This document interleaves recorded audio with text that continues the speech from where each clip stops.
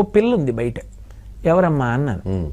మీతో మాట్లాడాలి. ఇప్పుడు మాట్లాడినమ్మా, ప్రవచనానికి వెళ్తున్నాను, టైం అంటే టైమే, అక్కడ నా కోసం ఓ 1000 మంది ఉంటే తప్పది, నేను లేటుగా వెళ్ళకూడదు, నేను వెళ్ళిపోవాలి, నేను మాట్లాడడం కుదరదన్నాను. అయ్యో నేను మాట్లాడడం అంటే ఏదో చర్చించడం కాదండి, ఒకసారి మిమ్మల్ని చూసి నమస్కారం పెట్టి వెళ్దామని అన్నాను. చూసావు కదా, తృప్తే కదా అన్నాను. అలాగేనండి మెట్లు దిగిపోతోంది, లిఫ్ట్ వచ్చింది. నేను అన్నాను, ఎందుకమ్మా లిఫ్ట్ వచ్చిందిగా, ఇలా వచ్చేయి నాతో అన్నాను. లిఫ్ట్ ఎక్కింది.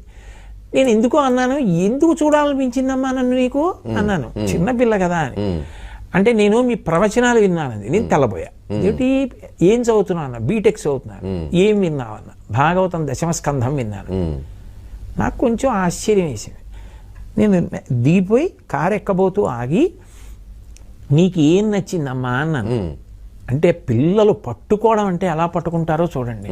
నేను ఎక్కడో చోట 10వ స్కంధం చెప్తూ చెప్పా.